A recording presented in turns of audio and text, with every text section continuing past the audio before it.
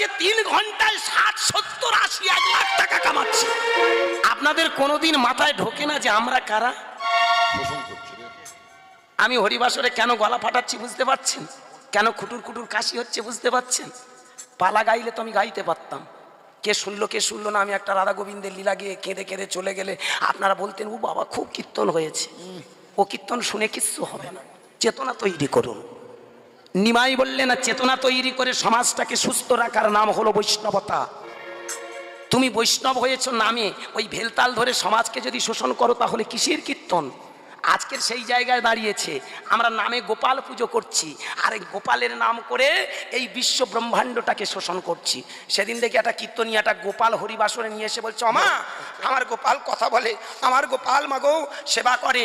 আমা আপনারা যারা যারা সেবা করাবেন দয়া করে আপনারা 2-4 পয়সা দিয়ে যাবেন। কীর্তনে ক টাকা ইনকাম, হরিবাসর এই দেখ বলতে বলতে এই রকম একটা গোপাল নিয়ে শোনা রে, ওরে গোপাল আমার হরিবাসরে দাঁড়ালো, চারদিক থেকে কুলের মতো মাল এসে পড়লো, 1 টাকা হয়ে গেল, নিয়ে চলে গেল। গোপাল খাবে না এ গোপাল ঘুড়ি বাড়াবে? প্রশ্ন। রাগ করবেন না ভক্তমণ্ডলী, কথাগুলো ভালো করে ভাববেন। আজকের আমরা কীর্তনিয়ারা বৈষ্ণব সেজেছি, কিন্তু আমাদের চরিত্রের ঠিক নেই। কিরকম? 3 ঘন্টায় 60-70 হাজার, এ কেমন চরিত্রের বৈষ্ণব? যারা মানুষকে ঠকায়, যারা একে অপরকে অপরের মাথায় কাঁঠাল রেখে কোয়া ভেঙে খায়, তারা কারা? অথচ আপনাদের বলি বাহাদুরি, আপনাদের বলিহারি আপনাদের।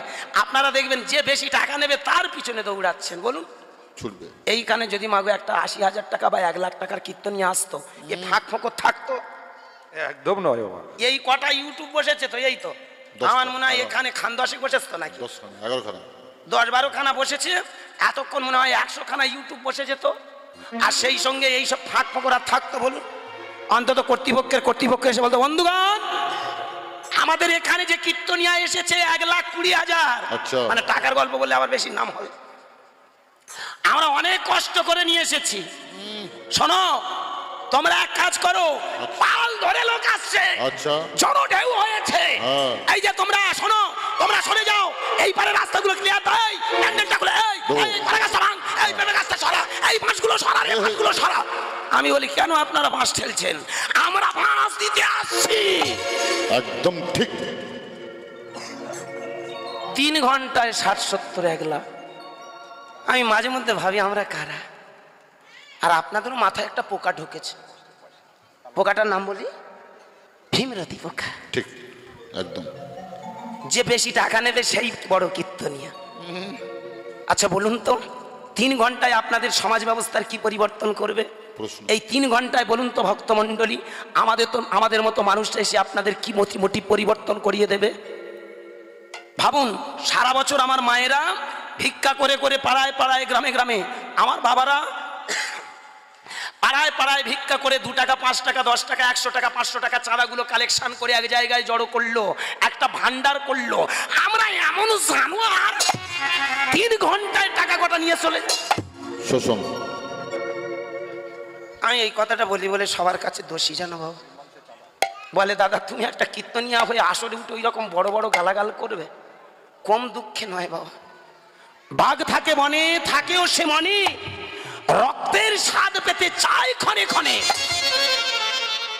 বাঘ যেমন একটা জানোয়ার, রক্তের নেশায় সে বনে থাকে, কাউকে পেলে ছিঁড়ে খায়। আজকের ভালো করে ভেবে দেখবেন, বনের বাঘ যেমন একটা পশু, মানুষের ভিতরে একটা পশু বাস করে যার নাম লোভ। মানুষ যদি এত লোভী হয় তাহলে বলুন আমার সনাতন ধর্ম বাঁচবে তো? আমার এই হিন্দু ধর্মটা টিকে থাকবে তো? আগামী দিনে ইয়ং জেনারেশনরা কীর্তন করবে তো? কোথায় হরিনাম শুনছেন, কোথায় লীলা গান শুনবেন, পালা শুনবেন? এই পালাগুলো সমাজ থেকে তাড়ান। অনেকে বলতে পারেন তুমি তো গলা ফাটাচ্ছ, তুমি কম টাকা নিচ্ছ। আমি পা দুটো জড়িয়ে ধরে বলবো, উইথিন ক্যামেরা অন দ্য স্টেজে দাঁড়িয়ে বলছি, কোনো কর্তৃপক্ষ কোনো নায়কবাবু আমার মরদ থাকে আমার সামনে দাঁড়াক, দাঁড়িয়ে বলুক যে আমি তাদের উপরে প্রেশার ক্রিয়েট করে টাকা নিয়েছি। আমি প্রত্যেকটা কর্তৃপক্ষের কাছে পা জড়িয়ে ধরে বলি বাবা আমার যেটুকু প্রয়োজন আমি সেইটুকু চাই, তার বেশি আমার লাগবে না। মানুষ এখন বলতে নেই আমার কাছে। আপনারা যদি আধ ঘন্টা থাকেন, কত যে ফোন আসে সেটা বলে বোঝানো যাবে না। ফোনের উপরে, ফোনের জ্বালায় আমি মাঝে মধ্যে আমি ফোন রিসিভ করি না, ক্ষমা করবেন। ঠিক। আমার নিজের যারা কাছে আছে ওরাই রিসিভ করে, তাদের সঙ্গে দুদণ্ড কথা বলে। এই ফোন ধরলে এরাই ধরে আর আমিও ধরি এই। কিন্তু আমি বেশিরভাগ টাইমটা আমি দেখেছি তো, প্রতিদিন মানুষ ফোনের উপরে ফোন আসে, টাকা দেওয়ার জন্য মানুষ ছড়িয়ে দিচ্ছে, বাবা নাও তুমি এসো দুটো কথা শোনাও, মানুষকে শেখাও। আমি বলবো আমি কি শেখাবো? আপনারা সচেতন হন, নিজের শিক্ষাটা নিজে তৈরি করুন, আমাদের মতো পশুগুলোকে তাড়িয়ে দিন। একদম ঠিক।